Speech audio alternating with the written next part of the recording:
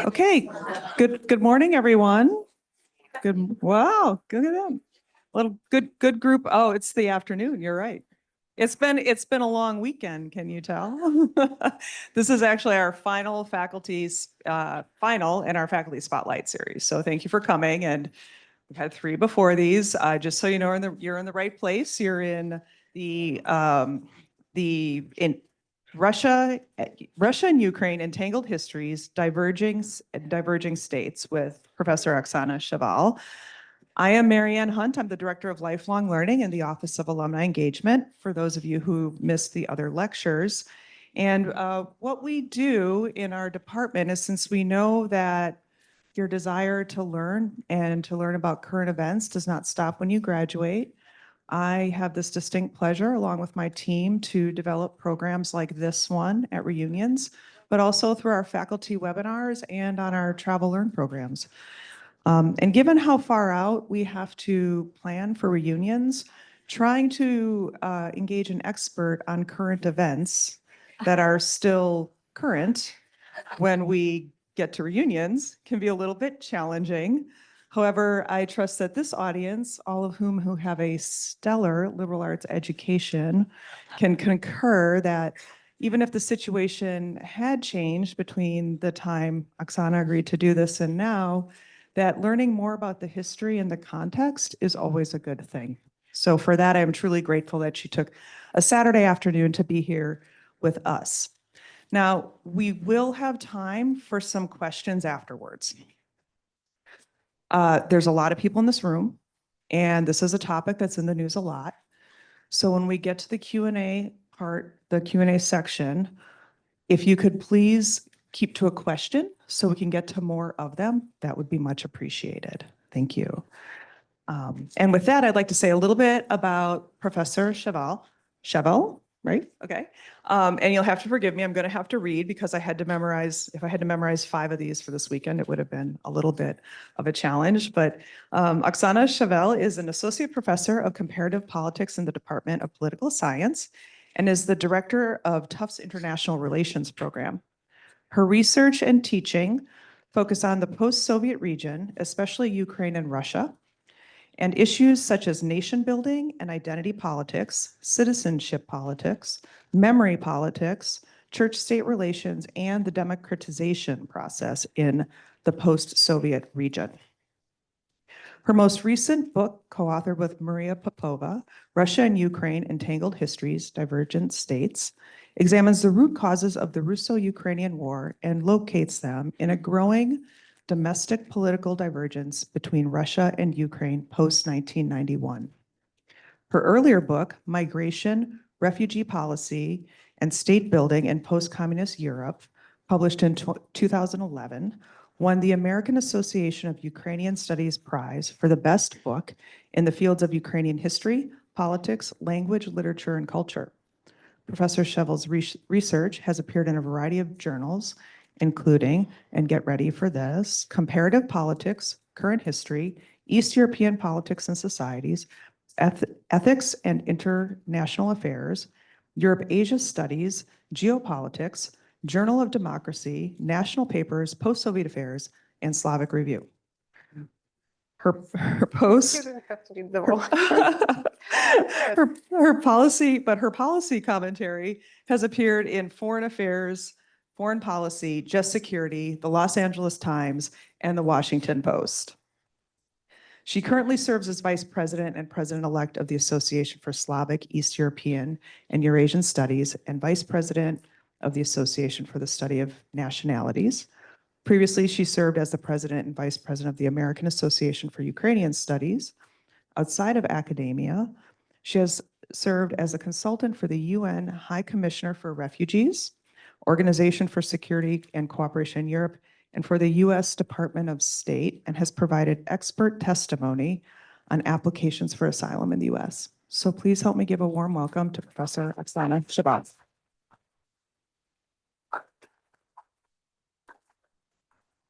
Thank you very much, Marianne, for the introduction. Thank you all for spending part of your afternoon here with me today.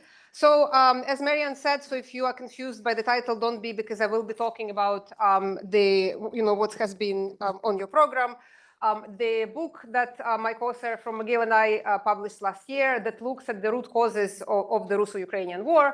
And even though I'm sure there will be questions about the current moment, likelihood of this war being over, likelihood of lasting peace, and I'm happy to take all of those, but I want to emphasize that the way the war is likely or unlikely to end has to do to a great extent as to why it began in the first place, right? Everybody talks about root causes. Putin says, we have to address root causes of the war, but what are these root causes? I think there is quite a bit of maybe disagreement even there among some scholars who maintain to this day that the main reason why Russia invaded Ukraine was NATO expansion and how Putin felt threatened and all of this.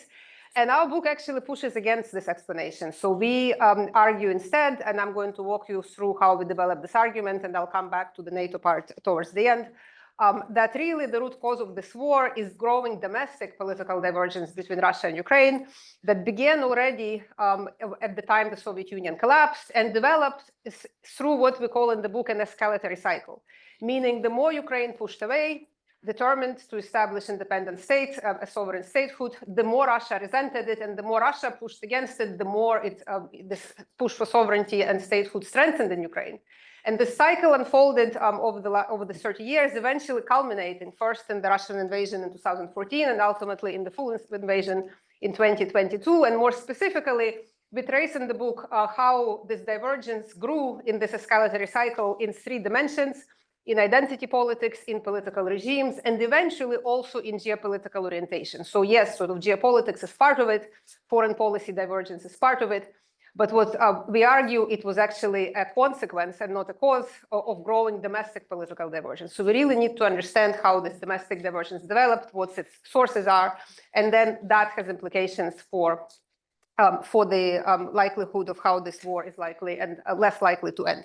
So I'm going to take 40 minutes or so that I have here for my talk to walk you through this escalatory cycle argument. And then, as I said, I'll come back towards the counter argument that it was due to NATO expansion towards the end. And then we can take questions either about the history or about the current moment. Happy to do both or either. So, as I said, we locate the beginning of this escalatory cycle in the collapse of the Soviet Union. So in 1991, the Soviet Union ceases to exist. It is dissolved by these 3 gentlemen here in the first picture at the time, who were presidents of newly elected president of Ukraine, Leonid Kravchuk, in the center there, Boris Yeltsin, the president of Russia and leader of Belarus, another Slavic republic in the Soviet Union, Shushkevich. So the second map here shows support a vote for independence referendum in Ukraine. As you see, every region in Ukraine votes for independence, including Crimea, which was the only majority ethnic Russian region, and eastern regions where there was more Russian speakers.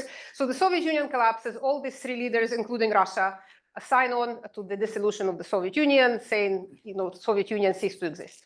But what is important, and this is something that historians of the time period have highlighted, especially Professor Plokhy at Harvard, if you are interested, kind of in Ukrainian history generally, but in the collapse of Soviet Union specifically, I highly recommend his books. He had written several sort of accessible books to the general public. What's very important that Russia and Ukraine understood the collapse of the Soviet Union differently. President Kravchuk famously calls collapse of the Soviet Union civilized divorce.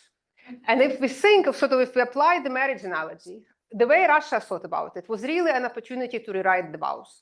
So the Soviet Union collapses, they understand they can't save it. Yeltsin doesn't want to, any kind of communist, but they, communist system, and in some sense it's sort of a welcome thing because they wanted to do market reforms, democratization, all of this.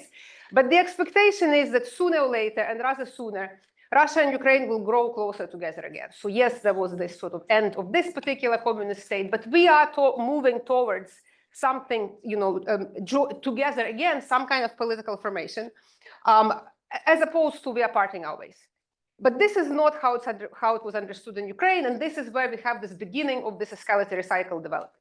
So what happens in Ukraine, I'm going to sort of very briefly say how, kind of chronologically speaking, what happens in the 1990s.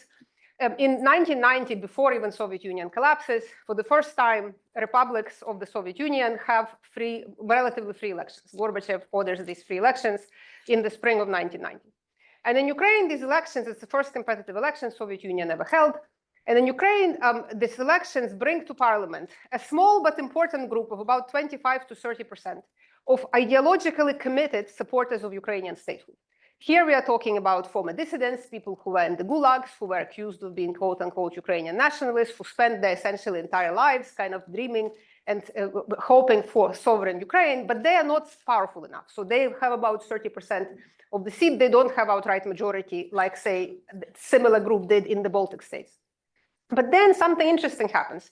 Ukrainian Communist Party, which was quite conservative, sort of on the standards of late perestroika, but had essentially sort of more, we can say, national communist wing as opposed to really conservative pro-Soviet or even Stalinist wing. And this party kind of informally splits.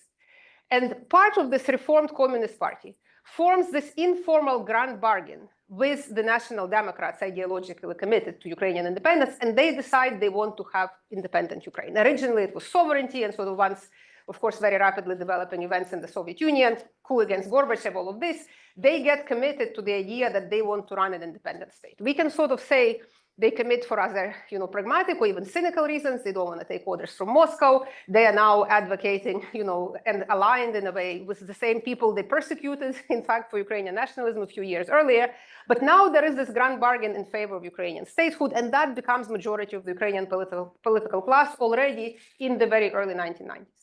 Now, and once this sort of informal grand bargain forms, then they begin to engage in sets of policies to underscore the legitimacy and distinctiveness of Ukrainian state and nation, right? If you have a state, it has to be legitimate. How does a state become legitimate? It represents a nation. It has a history. It has its own distinct official language. And here we see the emergence of these policies, such as, for example, single citizenship in Ukraine.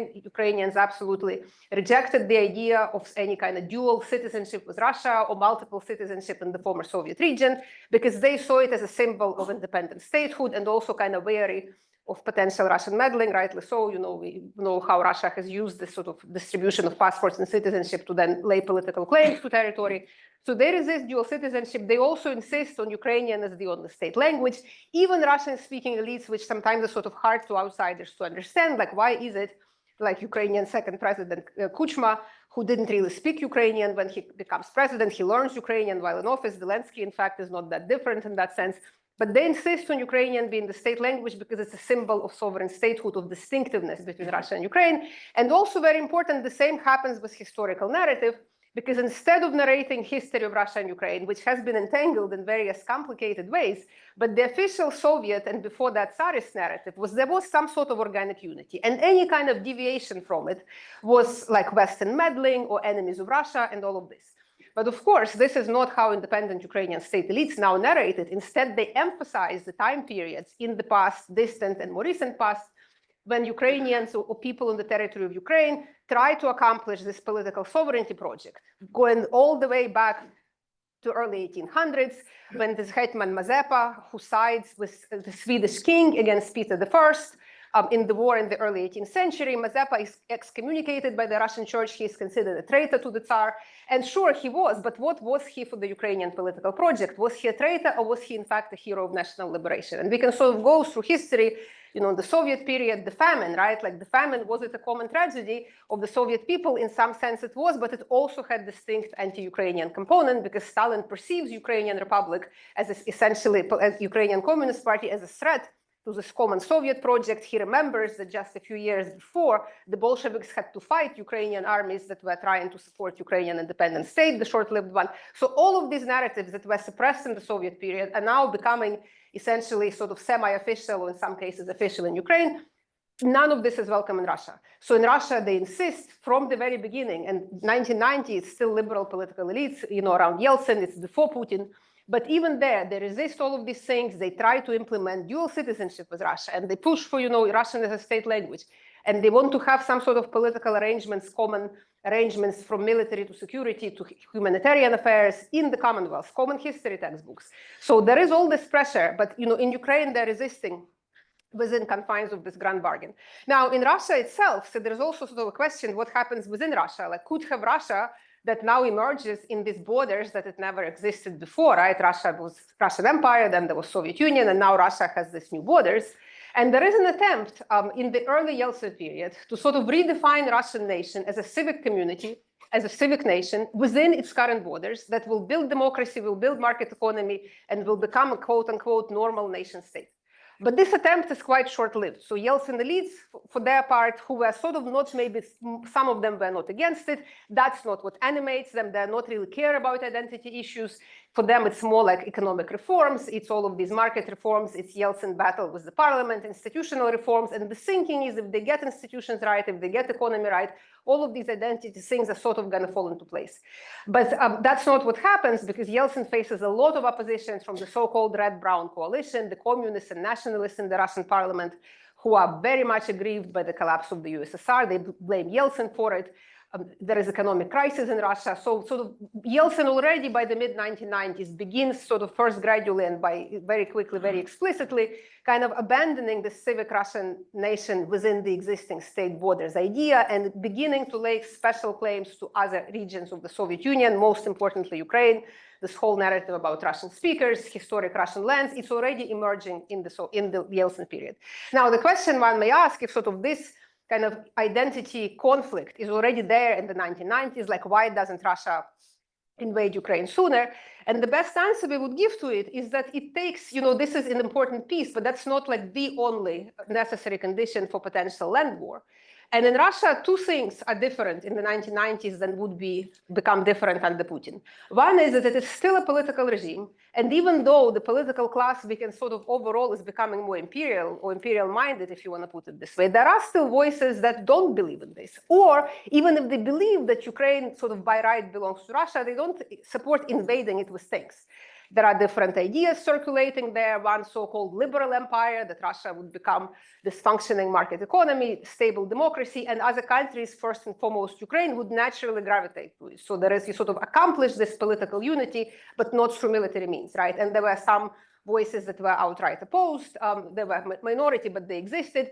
And these voices can still be heard in a more competitive political climate of the 1990s. So in other words, it's not like one person making decisions as would become when Putin consolidates authoritarian regime, right? And additionally, the Russian state is weak back then. I mean, they are boggled down in the war in Chechnya. There is economic crisis. So any sort of foreign policy adventure, as in like land war, is just also not particularly realistic, right? So if we kind of move forward in time a little bit, before I do that, I just want to make one point about sort of what else happens in Ukraine at that time period. Because the story I just told you is an elite story, right? So I'm basically saying that in Ukraine, political class, this national Democrats, part of the Communist Party commits to independent statehood, right? And we saw in the referendum map sort of originally, idea of independence is greatly supported in Ukraine, but then of course economic crisis hits essentially as soon as Ukraine becomes independent. And then sort of this blue and yellow map becomes very familiar to many people in the West as an evidence of sort of divided Ukraine, right? So this map shows the results of 2004 presidential election. It roughly sort of corresponds to these maps, if you look at map like where there are more Russian speakers as opposed to Ukrainian speakers. And this narrative of sort of divided Ukraine emerged that, eastern part of Ukraine wants to be with Russia and western part of Ukraine doesn't. This narrative, those of us who study Ukraine would say it's very simplistic, not to say that there isn't anything to it. Yes, there was regional divide, but it was never clear sort of where exactly the divide was. If you actually color it not by macro regions, but by smaller administrative units, you will have much more different picture. The orange is going to be much bigger. But what's important, I want to illustrate with this map here, that gradually over time, through the 1990s, even though this divide is there, the divide is shifting. And it is shifting by way of central Ukraine in particular, is becoming more like Western Ukraine, meaning kind of more pro-Western, less willing to have anything to do with Russia, as opposed to becoming more like Eastern Ukraine, as in close allied with Russia and more anti-Western.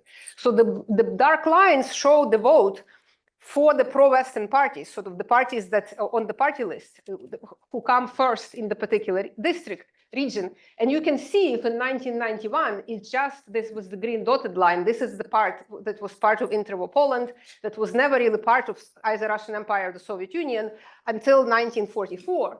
But then, by 98, it sort of moves east. 2002, it moves further east. 2004, it moves yet east. Now it actually moved all the way after 2014. It dramatically moves east.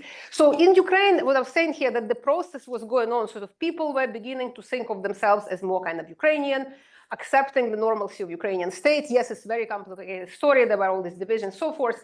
But sort of the broader underlying trajectory is not in the direction of unity with Russia coming down the road, but of something else, Ukraine remaining sovereign Western state and possibly integrating in the West eventually. Now, so something we do in the book that always generates a lot of questions and kind of discussion, and it's interesting intellectual exercise to think about what could have happened differently, right? Could this trajectory that we talk about, could this escalatory cycle where Ukraine was becoming more committed to being a sovereign state, Russia was getting increasingly upset about it, and this kind of tug of war developing along those lines, could it have been stopped, halted, maybe changed, right, reverted at any point in the post-Soviet history? And in the book, we note a few of what we call critical junctures, basically points in time when events happen a certain way, but they could have quite plausibly happened another way. An outcome could have been different. And had it been different, maybe this escalatory cycle would have been halted or reverted. And one such important critical juncture is the 2004 Orange Revolution. Those of you who may not know, just very briefly, sort of what was special about the Orange Revolution. Orange Revolution was basically when Ukrainian second President Kuchma, his second term runs out. And he appoints, kind of sort of taps as his successor, this guy from Eastern Ukraine, Viktor Yanukovych, who would later become Ukrainian president in 2010. He was very authoritarian, kind of, definitely more pro-Russian. And the opposition puts forth this other candidate, Viktor Yushchenko, who was considered to be, he was actually from central Ukraine, not from Western, but he was more like Western-oriented, Western-leaning, pro-democracy, all of this. So it was really kind of geopolitically very, we can say, the election that politically and geopolitically was like a fork in the road, right? Like, does Ukraine go one way, does the other? And these two candidates epistemized very, very different agenda. And election turned into this mass protest, which became known as the Orange Revolution, because election was run with all sorts of rigged methods and stolen votes and intimidation and so forth. And Yanukovych was declared the winner. And then evidence of electoral fraud was presented broadly, domestically and internationally. And then people came to the streets to protest against this outcome. And eventually, after several months of street protests, the revote was ordered. And in the second round of elections, so basically revote of the second round, which was run more cleanly, Yushchenko won and would become president in 2005. Now, so what we are thinking here is sort of several possibilities, right? So what happens? So first of all, after this outcome, Russia and Ukraine diverged very substantially. We see, I'm going to show sort of visual charts in a minute, but let me kind of explain very briefly what the divergence was happening. So first of all, there is divergence on regime type. Ukraine becomes more democratic very quickly. This is the time period when it would be ranked as actually as fully democratic by the Freedom House for period of Yushchenko presidency. Then it would become again kind of semi-democratic. But we have free elections, we have free media, we have mobilized civil society. A lot of kind of corruption and mismanagement is still there, but sort of politically speaking, that becomes much more democratic political system. Yushchenko also much more strongly than previous two presidents wants to orient Ukraine to the West. He wants Ukraine to become part of the EU by the end of his presidency. He also wants Ukraine to become a member of NATO. This is something that, NATO would give this vague promise one day Ukraine may be, but I mean, there is sort of this clear also geopolitical westward tilt. And on all of these identity politics that I was talking about, Yushchenko is also much more committed to the historical narrative that instead of emphasizing commonality with Russia, emphasizes distinctiveness and historical struggle of Ukraine against Russian and Soviet oppression. So none of this is welcome news in Russia. And in Russia, by that time, Putin is in power. And we see this divergence accelerating on both democracy dimension and identity dimension. On democracy dimension, Putin interprets 2004 as essentially a Western ploy against Russia. So he sees this Orange Revolution not as domestic political mobilization as it was, but as some sort of meddling by Soros, CIA, the familiar narrative, we kind of see the same now. And kind of in return, he begins to bulletproof Russian society against sort of similar pro-democracy mobilization. There are creation of pro-government youth groups. There is repression of the opposition. So Russia becomes more authoritarian as Ukraine becomes more competitive, right? And also this is the time when this ideology of so-called Ruski Mir or Russian world becomes more prominent and embraced by the official circle. Ideology essentially says that Ukraine is sort of part of this Ruski Mir of Russian world. It belongs to Russia by right, by history. And there are also various institutions created sort of to strengthen this. This is not just kind of ideas circulating in some, fringe nationalistic circles. It becomes essentially the agenda that the Russian state embraces and also the Russian church at the time, right? So if we look at kind of illustratively, this is, I'm not going to bore you sort of with specific details, but these are from the very respectable outlet called VDEM that they measure democratic performance of different countries. They create these rankings on different measures like civil society, alternative sources of information, electoral democracy index, and you see sort of this the widening gap between Russia and Ukraine at 2004. So this is really a critical juncture in the way that this divergence accelerates. And also, this is also important here. I just want you to focus for a second on the very first graph. This is a question asked to Ukrainian citizens. It's a nationwide poll that they've been repeating year after year. Do you agree with this interpretation that this 2023 32-33 killer famine that kills about 4.5 million Ukrainians, Stalin-manufactured famine, that it was a genocide of Ukrainian people, something that, again, in Ukraine has been viewed by some as, the way to tell history of that time period, completely rejected in Russia. And already by the end of Yushchenko period, by 2010, majority of the population, over 60%, agree with this, right? So we see kind of society also is catching up with this agenda of Ukrainian distinctiveness and victimization by Russia. And then, of course, it would go up historically after that. So the critical juncture, the counterfactuals, what could have happened differently? I mean, this Orange Revolution was very closely fought election. The outcome was not predetermined. Importantly, Yushchenko was poisoned with dioxin. He could have died. In fact, it's a mystery that he hasn't died. He was airlifted to Austria. He underwent, various treatment. He comes back to a campaign trial looking completely disfigured. And had he died, chances are Yanukovych would have won because, he's second in command. He was not as popular. It's sort of not, it's not some fantastic scenario. It is very plausible that had this poisoning succeeded, Orange Revolution results would have been different. And then what would have happened? Then Yanukovych would have come to power in 2004. Instead, he would come to power in 2010 to be kicked out in 2014.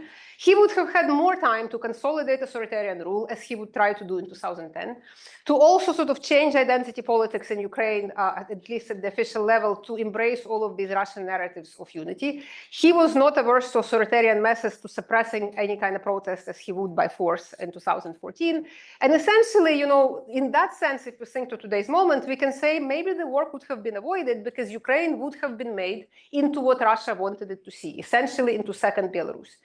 Could he have succeeded? We don't really know. Ukraine, there would have been definitely a lot of mobilization against it, but it's not sort of an unthinkable scenario. So in that sense, right, 2004 is really a critical juncture and invites this counterfactual how history could have developed differently had the outcome of this election been different, right? And also another sort of counterfactual at that period of time, what would have happened had political competition survived in Russia after Yeltsin? Yeltsin appoints Putin after he goes through various other candidates. Some of these other candidates, including Boris Nemtsov, who would later be gunned down near the walls of the Kremlin, was this liberal politician. He was quite popular. Yeltsin considered appointing him as his successor. Eventually, he doesn't. But had he picked somebody like Nemtsov, right, or at least not somebody like Putin, it is quite possible that political competition, maybe not full democracy, survived in Russia after Yeltsin's, the end of his tenure into the 2000s. And then again, full-scale invasion becomes less likely.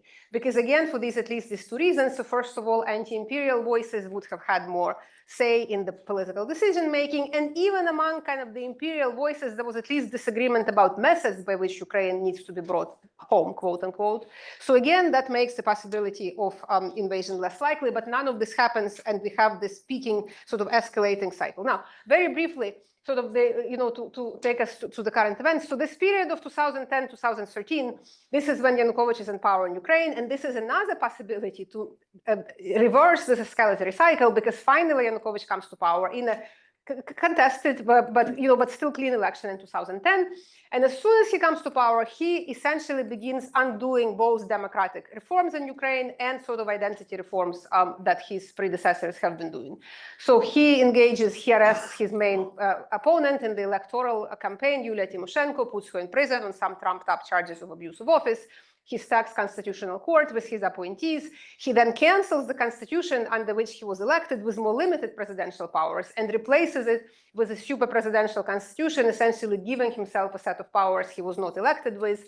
It's sort of interesting as a side note, sometimes Euromaidan that would overthrow him is presented by some sort of pro-Russian shrills as a coup. But it really was not a coup. I mean, I'll get to the Euromaidan in a second, but one could argue that Yanukovych, in fact, institutes a coup even before that, because he changes the constitution under which he was elected to increase his own powers through all sorts of unconstitutional means, right? And then, right, he also, in the identity politics, he engages in the kind of, maybe not going fully as far as Russia wants, but he changes a lot of things, like there is a new language law that elevates the status of Russian and kind of de-elevates the status of Ukrainian. There is memory politics now becomes quite different. He, in particular, stops kind of emphasizing Holodomor as genocide. It's one of the, actually the first thing that gets removed from presidential website the moment he gets inaugurated. Right, and then so he kind of slowly, but is beginning to make Ukraine into more what Russia would like it to see, right? But he's not in office long enough to succeed. That's what would become the issue, right? And then on the Russian side, we see growing autocratization. So Putin, by that point, returns to presidency in 2012 after the short stint when Medvedev was a stand-in for him. He launches autocratic consolidation. This is the last, evidence of sort of last mass protests in Russia that were not long enough, were not strong enough, so they essentially get suppressed. Opposition gets suppressed. We have, and then also he's beginning to try to push this political integration in the former Soviet Union more strongly. He creates this Eurasian Economic Union and tries to force Ukraine to join it. And here we come to the next critical juncture, which is the Euromaidan protests in Ukraine in 2013, which are directly related to this Russia's attempt to drag Ukraine into this Eurasian Economic Union. And Yanukovych, originally planning to sign association and free trade agreement with the EU. Again, so to keep in mind, NATO is nowhere on the agenda. We're talking about trade agreement. Russia would not have it because, again, it comes to perceive as a critical juncture. If Ukraine joins this European Union association and free trade agreement, it cannot join this Russia-led Eurasian Economic Union. So again, we kind of see this sort of big potential fork in the road. Is Ukraine going west? Is Ukraine going to Russia? This is how it's perceived in both countries. Yanukovych originally is planning to sign it. He has good reasons for it. Some of it kind of has to do with electoral politics, hoping to get more votes in the center and the west of the country, which he would have had he signed, right? Also oligarchs and his entourage trade with the EU. So it's actually a pretty popular idea. But then at the 11th hour, after a series of secret meetings with Putin, after trade war that Putin launches against Ukraine in the summer leading up to the signing, he announces that Ukraine is not signing. And this is when we have people come to the streets in what became known as the Euromaidan protests. So the Euromaidan protests begin originally as essentially a protest against this 11th hour backtracking from signing association and trade agreements with the EU. They could have dissipated. Sort of, this is another thing, right? Like, had Yanukovych did nothing. I was a group of colleagues in Kyiv when these protests were going on in December. And Lucan Way, some of you might know the name. He's a very well-known scholar of authoritarianism in the University of Toronto. He's like, my advice to Yanukovych, do nothing, right? Like, let just these people sit on the square, like, eventually. And it's true, like, there was no sort of, the meeting has passed, like, how do you get to the association agreement? Protests were beginning to wither off. And then Yanukovych, being authoritarian that he is, he essentially sends riot police to beat up these remaining student protesters. It creates huge outcry in Ukraine. Next day, like 1 million of people pour to the street. And then we have this 3 months of sort of repression and resistance. The more the state sort of represses, the more there is backlash in society, eventually culminating in February 2024 of outright shooting by riot police, snipers on the central square. Dozens of protesters are killed. And this is when Yanukovych's party finally cracks, because they had majority in the parliament. They kind of stood behind him up until these killings on the street, when the party eventually essentially breaks ranks. A lot of it defects to the opposition, votes for his removal. Again, sort of the whole narrative, how it was a coup. Like, protesters didn't overthrow Yanukovych. His own party essentially split and voted to say that he ran away. They said he removed himself from power. The new government is appointed, right? And we are now, and then of course Russia would move to annex Crimea essentially right after that, right? So again, sort of the counterfactual here, that had Yanukovych stayed in power, had he suppressed this protest by force, he would have, again, there would be a chance to turn Ukraine into Russia light, or maybe like Russia too. The same, repressive methods, suppression of the opposition, the same kind of historical narrative of organic unity between Russia and Ukraine. But Yanukovych gets voted out, and he doesn't get to accomplish this. Now, and then, of course, now we are kind of coming to the current moment, this period between 2014, when Russia starts its invasion of Ukraine, first with the annexation of Crimea, and then sponsoring and sort of fostering this insurgency, separatist insurgency in eastern Donbas region of Ukraine, and then the full-scale invasion in 2022. So let me sort of very briefly talk about how escalatory cycle peaks at that time period. Sort of the irony of it is, and I have written about it in separate pieces, it's like Putin shoots himself in the foot. Because when Euromaidan wins, right? Ukraine still is divided in these ways that we talk about. Euromaidan has regional base of support. It is more supported in the center and the west. There is still strong kind of Russia-friendly constituents of population in the south and the east. And in a competitive political environment in Ukraine, every election would basically bring to power alternation of leaders who are more sort of Russia-friendly or more West-friendly. And invariably, somebody would come to power in a closely fought election, as they have been, right, fail to deliver on all these promises of anti-corruption and clean government and so forth, would get punished by the voters in the next round, who would elect some sort of, somebody who would be the opposite, right? So if the pro-Western guy was in power, right, like he failed, like Yushchenko, then Yanukovych gets elected, then he would fail the next time. So what my point here is that had Russia just waited and sort of like, it's very likely that the next round of elections in Ukraine maybe have produced somebody more friendly to Russia. Moreover, right, like they still had a lot of levers of influence from the media through the oligarchs, like all of these things. But that's not how Putin thinks about it. He essentially, thinks seemingly at the time that was their kind of last chance to hold on to Ukraine. They had Yanukovych, they had the guy, they paid him billions of dollars. They apparently sent some FSB advisors to advise him how to suppress this protest. And none of it has worked, right? Like, again, it has to be some, first of all, Western meddling, because these hapless Ukrainians couldn't have possibly instituted this by themselves. That's, very strong kind of imperial lens through which Russia views Ukraine as a younger brother at best, and not kind of in a benign way, right? But then what happens, so once Putin annexes Crimea and starts the separatist insurgency in eastern Donbass, these are populated regions and they're most Russia-friendly regions. So we now have completely different electoral geography in Ukraine because these people no longer vote. We are talking about 12 to 14% of the most pro-Russian electorate no longer can take part in Ukrainian elections because elections are not held in these territories. Additionally, attitudes in the rest of Ukraine are becoming substantially more anti-Russian. So things like we'll see sort of support for EU through the roof. Support for NATO begins to increase. Up until that time, it was like 25% at best, who like the idea of joining NATO. Then it becomes kind of 50-50 between 2014 and 2022, and then would skyrocket in favor of NATO after the full-scale invasion, right?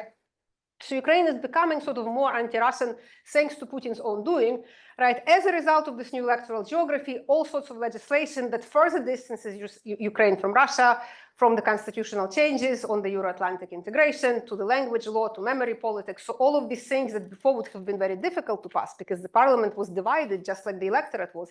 Now there is a majority, easy majority for this political agenda. So, all of this legislation, as you can imagine, is not welcome in Russia. And what we have in Russia, we have this sort of growing imperialization, very permissive domestic environment, because this annexation of Crimea proves very popular. So it's in this whole sort of Krymnash, which means Crimea is ours mindset, and slogans begin to develop. So it's not that Russian public is asking for additional territorial conquest, but Putin rightly reasons, and research scholars who surveyed Russian citizens in that time period show that had, if there is another foreign policy adventure like what they did in Crimea, it would be generally welcome. Again, Russians are not demanding it, but they, would be okay with it.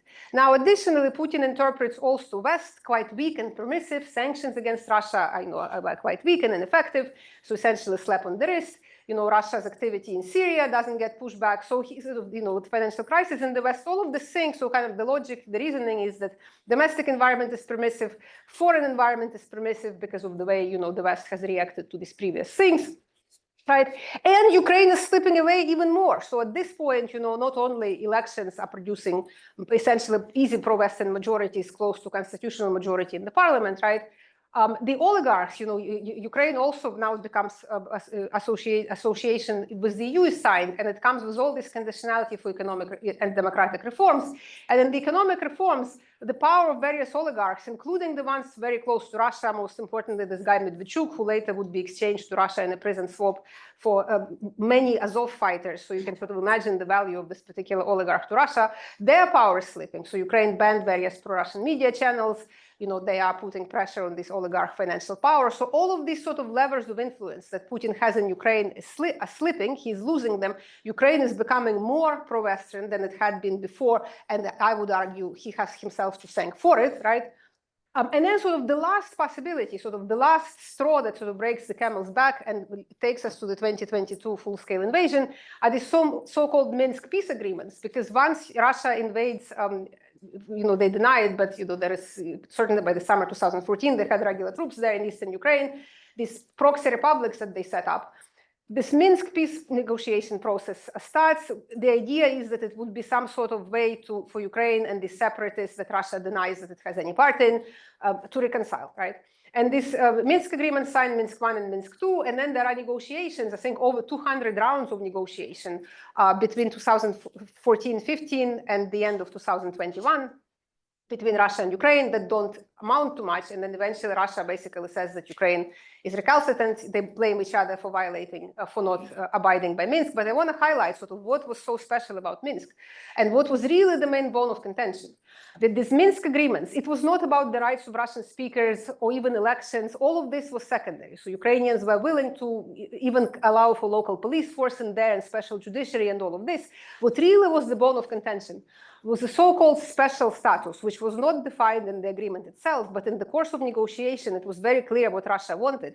It wanted Ukraine to change its constitution and give this Russian proxy-controlled regions so-called special status in the Ukrainian constitution, which essentially would allow them to veto what central government in Kyiv could do. So that was really the bone of contention. So you could have the most pro-Western government in Kyiv, but if these Russian stooges can essentially veto what this government can do, Russia gets to control Ukraine without needing to invade, right? And this was really what they could never agree on. And again, Zelensky comes to power. He's inexperienced, of course, in 2019, former, comedy actor. And he says, oh, yes, we should be able to find some way like to meet in the middle.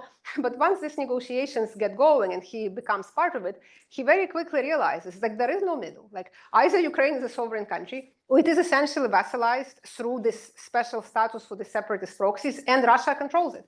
And even the most sort of Russian-speaking, Russia-friendly, whatever, president who wanted to be president of Ukraine, not of some region or protectorate of Russia, could not agree to this. And these negotiations eventually break down. And that's when Putin says, okay, the only way then to get, to control Ukraine is through this full-scale invasion.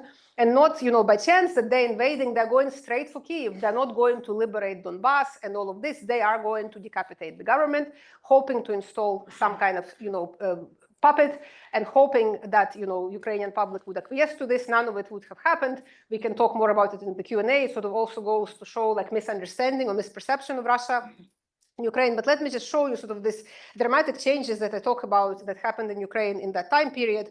So the Ukrainian citizens, the identity becomes much sort of more and more people identify primarily as citizens of Ukraine. So there's very strong changes in identity.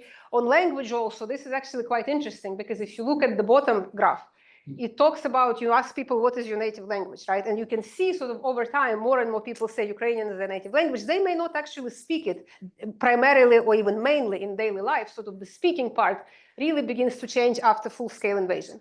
But people identify with Ukrainian language the sign of their Ukrainian as opposed to Russian identity. They say, may say, well, okay, I don't speak it every day, but yes, it's my native language. I'm Ukrainian, and these things are increasing, right? And so finally, I just want to say a couple of words about NATO, and then I'll end, and I can hang out, longer if people have questions past 2:30. Sort of this whole NATO, sort of how NATO is to blame and how it's, it is a different, essentially, explanation for the war that from what we are proposing in this book. I would say there are sort of two versions of this argument, and none of them is particularly convincing as an explanation for the invasion. The first sort of version is basically says that Russia kind of was like genuinely afraid of NATO. It really thought that NATO would attack, that NATO expansion was genuine sort of security threat in the military way. And scholars who have studied like what NATO had done, sort of to say militarily, and what Russia has doing in response, like where was the NATO action, where was the Russian action, it doesn't really match. So I'm not going to go into details. We have the whole chapter about it in the book. But there is sort of, even before 2014, questions could be raised, like was Russia really genuinely scared of NATO? And a lot of evidence suggests that it really wasn't. But I would say that this argument gets completely discredited after 2022, because this is when Finland and Sweden joined NATO. And Finland, of course, has huge border with Russia. It is next to the Russian second largest city of St. Petersburg. And what happens when Finland and Sweden join? Not only Putin doesn't really sort of complain that much about it, he withdraws Russian troops from the Finnish border and sends them to fight in Ukraine. Like, if you are so afraid of NATO, which is now on your border next to your second largest city, withdrawing troops from there is not really sort of the way, a genuinely scared leader would act. So that's kind of like, it's really a red herring. This is not even to say that Ukraine had zero chance of entering NATO. We can talk about that as well. So the whole thing that Ukraine would be in NATO is a whole thing. Now, the second version of this argument is that, well, Russia, may not have been threatened militarily, but it certainly saw NATO as an encroachment of its sphere of influence. That we do not dispute. Sure, Russia did not like NATO in encroaching on its sphere of influence, but what we would say, what we say in the book, that it is neither necessary nor sufficient explanation for the invasion. Why? Because Russia's claims against Ukraine went much, much deeper than Ukrainian geopolitical alliance. If you look at, and we trace it again in the book, the statements, what was the Russian elite leadership is complaining about? 2008. Bucharest summit, when this promise is made that Ukraine one day will be a member of NATO, Russian foreign minister is asked, what are the most problematic issues in Ukrainian-Russian relations? He does not even mention NATO. He talks about Russian language and he talks about history. Mayor of Moscow says, who cares about NATO? We have to invade them because what is happening with the Russian language. So this notion, right? So yes, they don't like NATO expansion because essentially it's like they consider it their sphere of influence, and if a country is in NATO, you can't bully it around. Like that is definitely true. But even if you take sort of NATO out of it, the demands that Russia has been putting on Ukraine, and we see this now, denazification, demilitarization, they're complaining about local government reform, goes so much deeper than just Ukrainian military alliance. So in that sense, it's sort of not a sufficient explanation and not even necessary explanation. So I'm happy to take more questions on that. The last slide I'm going to show here is the changes in Ukrainian public opinion on the EU and NATO. And again, we can see, right, especially on NATO, we are going from less than 20% support.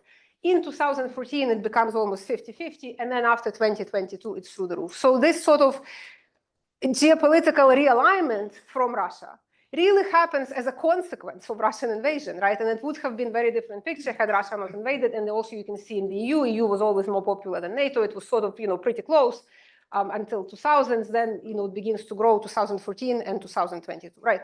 Now, so ending here, I'm not going to go over all of this, but I will leave them on the slide, the kind of implications for today's moment. We can talk about it in Q&A. Again, coming back to what I started with, that how this war is likely and unlikely to end is important to understand why it began to begin with, right? And if it really began because of some threat of NATO expansion, so then all it would take is for some sort of agreement that, NATO is not going to let Ukraine in. But that's not going to be sufficient. I mean, even aside sort of the idea that we don't live in the 19th century great power politics, and do any country really gets to veto what other countries can do? So that's, I think an important question, but in a way separate, right? Even if, say, somehow this promise was given, I would say, given what, we trace in our book, the real causes of the war rooted in this domestic identity politics divergence, in regime divergence, that would just not be sufficient. So that's, something to think about, right? Also very important to keep in mind that this idea that Ukraine can just surrender to Russian demands, it's not going to happen. There are various polls. I do have them in Ukraine. Actually, I'm just going to show you one just so you get a sense, right? Trump may think and Putin may think that they can manipulate Ukraine and they're like insignificant and, all these great power politics decide. But, if you ask Ukrainians what to do, even if US ended all support, right? Still, we say over 82% would say that we will continue to fight. So this notion that Ukrainians would just surrender sovereignty to Putin is just not going to happen. And again, this latest round of negotiation, shows just that. I'm actually going to, because we are running out of time, I'm going to leave this if anybody wants to pick on any of these points, but I'm happy to take your questions. Yeah. Okay. Yeah. Right. So I know this is going to be difficult, so please be patient with us. I'm going to give the microphone to my colleague Paige, and please Maybe I use can the take like a microphone. couple at a time. Maybe like a couple of people can ask, and then I can take just to save time. We could try that. We could give that a try. You're the professor. Paige, why don't you run this? We'll start here and then we'll go back there. That was wonderful. Thank you. Can you talk about the treaty by which Ukraine gave up the nuclear weapons, and what were the parties thinking at that time was likely to happen? And was this an honest deal from anybody's side, or from the Russian side, or not? Yeah. Woman back there. Yes. I'll take your question. I'll answer both. Like, I mean, why don't you ask your question and then I can. Mine's pretty simple. At one point, first of all, thank you very much. I think if you knew your audience here, you would have slowed it down. We're a little old here. So to get the brain to focus, that. Guilty as charged. I tell my Okay. students, blame the Soviet government, and that is true. Okay. When I was in elementary school, like, I'm not kidding, this is a true story. There were like a plan for everything, including how fast elementary schoolers should read. And the teacher said, an inspector is coming with a stopwatch to measure how you read. And I read double the speed and I was never able to slow down. Wow. So that's So my excuse. I can blame them also for my aging process. Okay, but it's very simple. At one point you said something like, and there were elections held, but there were no election places on the East Coast. So what would be the reason why there weren't, Okay, yeah. electoral? This is sort of an easy factual question. I'll address it. What I meant to say that once Russia controls Crimea, right, and these parts of Eastern Donbass, I mean, Ukrainian government does not have any control there. Right, they cannot like send the election commission to organize it because the territory is occupied, right? Like, how would you hold election on the territory controlled by another government? So when Ukraine organized elections in 2014, 2019, they only could be held on government-controlled territory, right? So these regions, they don't vote in Ukrainian elections. I mean, Russia held some sort of sham, whatever elections they held there for the Russian bodies of power, but they didn't vote in Ukrainian elections because Ukrainian government had no presence there, right? The territory was taken over from them. And that means that, some 14% of the most pro-Russian electorate no longer can vote in Ukrainian elections, right? And that changes the composition of the parliament, and that changes the kind of policy that they can then pursue. Does it make sense? Yes. Yeah. So let me answer the question about the Budapest Right memorandum. It's a great question. And of course, Ukrainians would remind anybody who would care, like, we gave up nuclear weapons and we were supposed to receive security guarantees, right? And US was one of the signatories, Russia. This goes to show, like, in Ukraine, nobody trusts Russia. How many agreements they signed and they violated every single one of them. But I think at the time, it's sort of interesting to think what was the time, because this was the early 90s, right? Ukraine inherits these nuclear weapons from the Soviet Union. The West is very concerned about non-proliferation. So there were voices at Ukraine at the time who said, like, well, who were like wary of Russia already then. And they say, maybe we should hold on to this because that would be sort of our security. But that was not a realistic prospect because the West just wouldn't have allowed it. Ukraine relied on the West for economic aid. It relied on the West for recognition. And essentially to become sort of like a rogue state and to try to hold on to this nuclear arsenal, to service it, right, to spend money on it, just was not realistic. So there were voices that were saying, we should have done it. But that was basically the government, I think rightly so, the circumstances of the time decided this is just not a realistic proposition, right? And then when these guarantees are given, it's actually very interesting because I show my students the Ukrainian and the English version of this Budapest memorandum, and there is a different language there. In the Ukrainian one, it says security guarantees. And in English, it says security assurances, right? Assurances as opposed to guarantees. So the Western governments, we can say, never intended to really sort of like militarily guarantee Ukrainian security. And the assumption was, and I think it goes to show to kind of misunderstanding of what Russia and Ukraine were all about at the time, that the notion that Russia would invade Ukraine seemed completely fantastical. Like, that just was not sort of something that anybody seriously contemplated, right? Like, if anything, on the Russian side, they're expecting some sort of voluntary integration sooner rather than later. And in the West, it's like, that's just not likely. Yeltsin at the time was a darling, Ukrainian government is corrupt, they're doing reforms. So assurances as opposed to guarantees. So, and this is why, like, now Ukrainians are saying, when we want, guarantees, so, okay, actually they're willing to give up on the NATO, membership if there is security guarantees from another way, but not through another Budapest memorandum. Nobody's going to take a piece of paper that would say, like, there was no sort of commitment that was not supposed, it wasn't ratified, for example, by Western, leaders who signed it, the legislatures didn't ratify it. So it was sort of glorified piece of paper, we can say, in the hindsight. And Ukrainians now say, like, we don't want the second one of those. Right. So, yeah. Leslie over here next. Just a simple question. Unlikely, but what if there is no more Putin? And then how about one on that side of the room?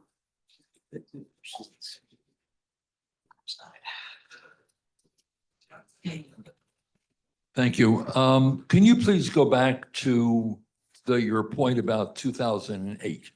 When you said the Russians really didn't talk about Ukraine.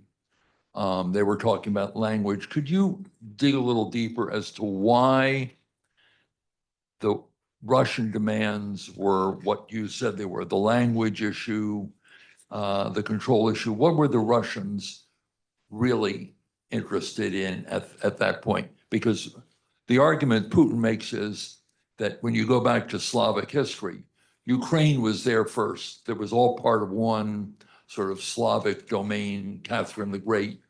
He relates it to an historical unity and says we need to restore that historical unity. Wasn't that part of the Russian narrative at that point, or when did it become part of the Russian Yeah. narrative? Should I maybe take one more, or I think there's, no, okay, just, okay. So the first, remind me again, There's no. yes, if there is no Putin, yes. You see this like point before last, we put there, so de-imperialization in Russia as a necessary condition, I would say, for lasting peace. De-imperialization in Russia meaning that Russia has to come to terms, this in a way relates to your question. It has to somehow come to terms with the idea that Ukraine is a separate thing, right? Like you can, like, if whatever it was in history, we are in a different time period. Ukrainians don't want to be part of Russia. They want to have an independent state. And you kind of have to learn to live with this, right? You don't have to like everything that Ukrainian state does. I mean, you can think, I mean, I'm sure American Revolution is taught very different in the US and the UK, right? Like, was George Washington a traitor? He probably was, if you ask the king, right? Like, I mean, but so you don't have to sort of agree on everything, right? But you have to sort of say, like, we are going to disagree, but like, you are your own people, we take it, too bad, like, we may, you know, don't like it, but, and I think that, I mean, I don't see that happening when Putin is in power, right? Not only because he is so wedded to this imperial, I mean, it's not for you know, it's not random that when Tucker Carlson interviewed him, he lectured him for like 45 minutes about some prince in the 11th century and whatever, right? Like he's, and as you said, like you met him, you know, in the 90s, he's really animated by this. I mean, there is this account that when there was COVID, that's sort of part of the explanation why the invasion happens when it does, that he was sequestered with this guy and they read all this imperial history and he would like completely like, I mean, historians of the future will tell us. But to your question, I think Putin leaving has to be like, it wouldn't be sufficient condition, but it would have to be a necessary condition. Because you can imagine even if he leaves and somebody else succeeds him, like Patrushev or, you know, any of these other in his small circle of cronies, who are no better, you know? But at least it creates some sort of possibility for something. I mean, I honestly can't imagine if you ask me to sort of spell out the scenario, I would be really hard pressed to spell out the de-imperialization scenario, because in Russia, all the opposition is either suppressed or exiled. There are no sort of institutional channels. And even the opposition is quite imperial. You know, they are not sort of advocating war against Ukraine, but they very much buy all of these narratives that Ukrainians are really, you know, Russians and like all of this. So that's sort of my, you know, I think it would have to happen for lasting peace to be established, but I think it may not even be sufficient in and of itself because whoever comes against, you know, after. But let me sort of ask this question about the historical unity and why in 2008 they're upset about language and history more than about NATO, at least according to the foreign minister statement. I think it goes to show, kind of speaking sort of as a political science level, that when you have a state, right, like the nation and the state kind of have to more or less fit together. It's never a perfect overlap, but you don't want to be in a situation when you believe your nation to be X and your state is like something substantially smaller, right? Because then you have this like divided nation, and this is how it is for Russia. They have got it into their heads that Ukrainians are really Russians, this territory are really Russia. Again, I'm not a historian, but I read a lot of history, and historians would tell you that all of these narratives, that there was always unity. It is a political construct. It's a political narration, and that's not the only way to narrate that history, right? Like even say the so-called unification of Russia and Ukraine in what was it, 1654, right? When this hetman, the leader of Ukrainian Cossacks, Khmelnytsky, signs this agreement with Russia. The original of that agreement, by the way, is lost, so we only have the Russian translation, so some skepticism right there. They need interpreter to understand each other. They don't speak the same language, right? Like, is this really historical unity? Khmelnytsky sees it, according to some historians who studied documents at the time, more or less as a kind of military alliance. And this document, even in Russian translation, has all these provisions for the liberties of the Cossacks that the Russian Empire would then violate, right? So to say that somehow the signing of this agreement was the expression of the will of the Ukrainian people, who even knew what was the will of the Ukrainian people? Nobody polled them in 16 whatever, right? And therefore then subsequently it was violated by these nationalists. It's a political historical narrative, right? That has been the dominant narrative in the Tsarist Empire, in the Soviet Union, because Ukrainian sovereignty was always a political threat. It was a political threat to the Russian imperial project. It was in 1600s, you know, that's in a way when Russia becomes an empire, when it takes over this territory. It was in the 19th century, it was in the early 20th century, it was after 91, right? And when they present it as like objective truth, like it really isn't the truth, because sometimes maybe we don't even know what the truth ultimately was at whatever time period, but it's a different way of narrating it. And when Ukrainians now narrate it differently, because they want to say, we are a nation, we are a state, we have this history of struggle for sovereignty. Russia says that's violation of historical truth, right? Like, it's not violation of the truth as such, it's violation of the narrative that tells that the unity is somehow the truth, right? And this is why I think in 2008, right, because when Yushchenko comes to power, we see this sort of historical kind of divergence picks up a lot. He begins to celebrate, I can't remember even, like some battle of 16 something rather, when like the Cossacks armies beat the Tsarist armies, and they're like losing it in Russia. I mean, like people, it's like 16 something, right, you know? But they are like, and then, this Mazepa, right? The Mazepa, the Cossack of early 1700s, who you know, essentially betrays the Tsar, they put him on Ukrainian money. And I think we're planning to unveil a monument to him in his hometown. He was actually some like great educator. He built all these churches. He was like a darling at the time before he gets. They say it's the same as if a monument to Hitler was built in Stalingrad. They literally say that. The leader, freaking leader, pardon my French, is like 1700, you know, early 1700s. So I think it goes to show that in this imperial mindset in Russia, the narration of history, that there is this greater nation, right, and greater historical land, and we have to take it over. And if we don't, we are somehow diminished country. Like we are not right. Like he uses even the bodily analogy. It's like your arm is cut off, right? Like, or your leg is cut off from your body politics. So, you know, to your question, like that would need to change, right? Somebody would have to come to power in Russia who say like, okay, we may not disagree with Ukrainians about interpretation of whatever Mazepa did or what happened in the 30s or in the 40s, but, you know, we are going to have our narrative and they're going to have theirs, and we'll have to live with this. And will this happen? I don't know. I don't see signs of this happening. That's, Stu, I can, yeah. one more pair, I guess. So the gentleman back there, and then the lady up here. Yes. And the question is, do you advocate Ukraine joining NATO? I personally do, yeah. But I mean, what I'm saying here is that if you agree with the narrative we say in this book, right, that really the root cause of the war is not some sort of existential security threat from military, you know, NATO expansion, but it's really the origin of it is this Russia's inability to accept Ukraine as a sovereign nation and state, and its commitment to one way or the other to bring it into the fold.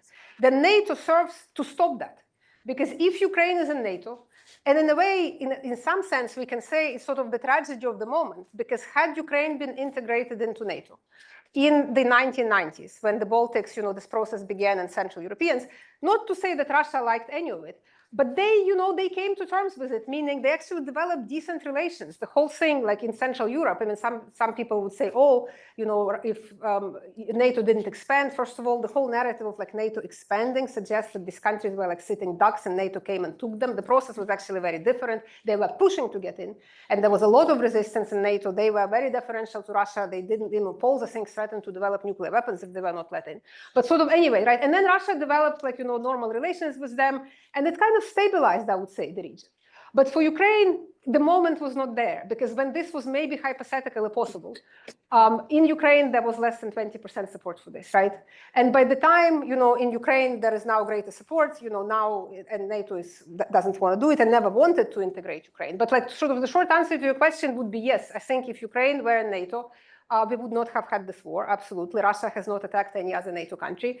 And if sort of the security element, I'm not a security expert, but it's not hard for me to imagine that if you're really disagreeing about some like military infrastructure and whatever missile is somewhere, like how far it can fly, you can talk about that. So if this was really the concern for Russia, they can say, okay, we don't want certain weapons within certain range, and then you can have negotiation about that. But that's not what the negotiation is about. The negotiation is that Ukraine by right belongs to us, right? So, so again, I'm not sure if I am, but that's what we were emphasizing here, that it's more specifically about NATO. My personal view is that yes, Ukraine should have been. I very much understand why it wasn't, and I don't think it will anytime soon, because there is no appetite in NATO for it. That's why security guarantees becomes very important. If it's not NATO, is there something, not the Budapest Memorandum with assurances, right, but something concrete by way of security assistance that Russia cannot actually continue attacking Ukraine in a hope to subjugate it. What would it look like? I don't know, but I mean, that's something I think would be necessary for the war to end. Yeah. This might be a little bit off topic, but could you comment on Trump and his relationship with Putin? Follow my Twitter feed. Okay. I like, look, I mean, obviously, like we're all speculating here, but it is very disheartening to see, you know, leader of the country to fall for a lot of this false misinformation and disinformation. And every day it's like, the information is there. That notion that Zelensky started the war, right? Or yesterday that the only reason he didn't capture Kyiv because Russian tanks got stuck in the mud. Like, no, like this is not what happened. So I don't know, like, is the person wakes up, you know, and there are all these conspiracy theories that I can't say that I endorse at all because, like, I don't know, but that he is even this agent Krasnov, that there is some compromise. I don't know, like, I guess anything is possible. I'm not particularly fond of this theory, but I think this notion that there is this kind of great power, right? Like big boys, this notion that I am the big guy, he's the big guy, and we can just do the deal, right? Like, let's just do the deal into 24 hours, whatever. And I think, and this is why he's so upset at Zelensky, because Zelensky is not the problem here. What Zelensky doesn't want Ukraine to surrender, and 82% plus of the country don't want either, right? So if you replace Zelensky with somebody else, it's not going to change anything, right? But he's, I think, really upset, both Trump and Putin, that Zelensky shouldn't be this sort of pesky thing in the way, right? Like the big boys are going to decide, and you just have to fall in line. And Putin consistently believed that this is what Ukrainians really are, that they're at their heart of hearts pro-Russian, and any manifestation to the contrary is some sort of Western meddling. The Soros, the CIA, Victoria Nuland with her cookies, like, I don't know, in the 19th century, it was the Austrian General Command. Austrians supposedly invented Ukrainians, in case you didn't know. So I sort of see the echoes of this, right? And of course, Trump also, I don't think he really knows about history. He cares about history. And this idea, okay, that's putting it mildly, right? But so this idea that these big guys, right, like the strong men can get together and do things, and it just gets proven wrong, you know? And then he sort of directs his ire at Zelensky because he shouldn't be standing in the way, right? Especially without a suit. Without a suit, yes. Never mind that who did he meet in Saudi Arabia that he was like, Ukrainians were laughing at it. He's like, he's meeting with the guy who's wearing flip-flops and no pants, right? Flip-flops and no pants, but that's okay because he gave whatever, like, you know. Anyways, yes. Okay, I think what we should do is we should give a round of applause.